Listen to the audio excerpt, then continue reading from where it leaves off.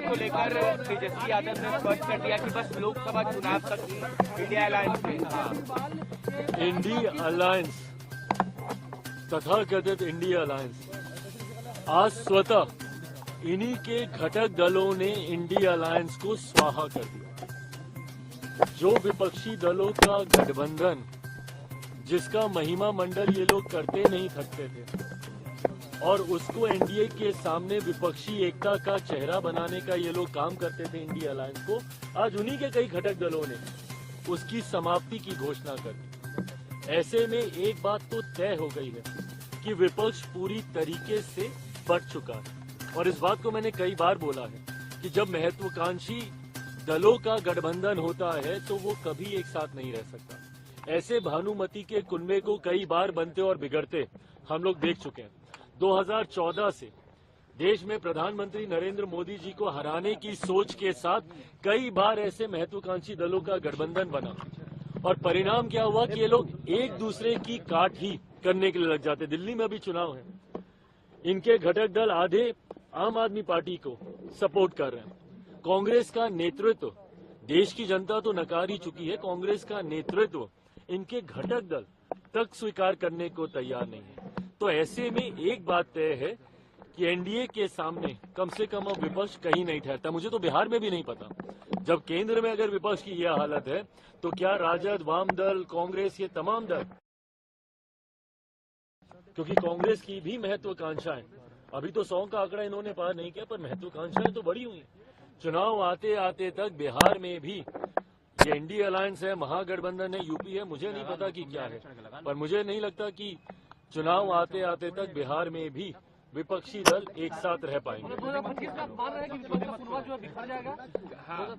ये सोच एक सत्ताधारी, एक राज्य की सत्ताधारी दल के प्रमुख की ये सोच, और वो भी एक ऐसे राज्य की सत्ताधारी पार्टी जो कि देश की राजधानी है।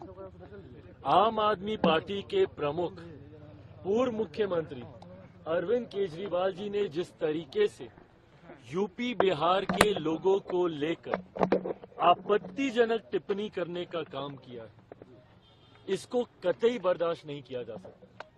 यूपी बिहार के लोगों को फर्जी कहना,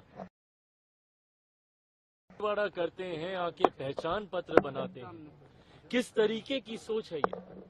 आज अभी हम लोग महामहिम के साथ बैठे हुए थे और उसमें ये चर्चा हुई कि ये वही यूपी बिहार के लोग हैं।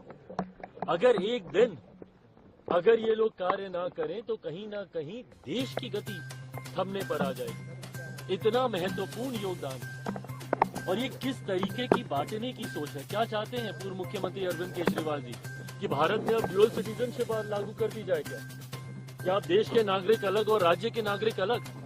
ये देश की वो राजधानी है जहाँ पे देश भर से लोग आते हैं, और किस तरीके का संदेश आप उस राजधानी से आप देना चाह रहे हैं। और कल को आपको वोट भी इन्हीं का चाहिए, जाएंगे भी इनके पास और इन्हीं को गाली भी देंगे। ये वही सोच है जो कि महाराष्ट्र में भी एक राजनीतिक दल था जो महाराष्ट्र में बिहारियों के ऊपर लाठी चलाने का काम करता था, और आज उद्धव ठाकरे जी की बात, और आज वही सोच को अरविंद केजरीवाल जी, ये पूरी तरीके से फ्रस्ट्रेशन है।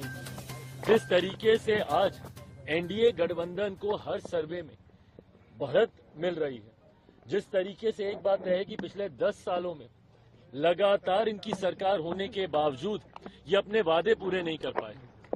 कौन कौन से देश से तुलना की थी कि दिल्ली को ये बना देंगे, क्या क्या कहा था कि दिल्ली की सड़कें कैसी कर देंगे तो पानी कैसा वहां का हो जाएगा। आज भी जाके देखिए वहां के नलों से गंदा पानी, आज भी जाके वहां की सड़कों के हालात देखिए, वहां का इंफ्रास्ट्रक्चर देखिए।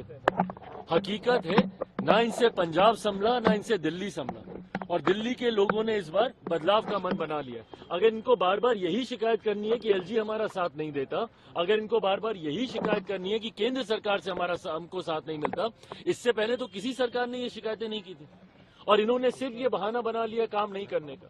तो जब आपको काम करना ही नहीं है और आप यही कहते हैं कि भाई केंद्र से हमको समर्थन नहीं मिलता, एलजी हमको समर्थन नहीं देती, तो माइट एज वेल दिल्ली की जनता इस बार उसी सरकार को चुने ना, जिसका समर्थन एलजी देंगे, जिसका समर्थन केंद्र सरकार को भी जिसका मिलेगा, और जिनको बहुत खूबसूरत शब्दों में हमारे प्रधानमंत्री जी डबल इंजन की सरकार कहते हैं। चैनल को like, comment, share and subscribe जरूर करें।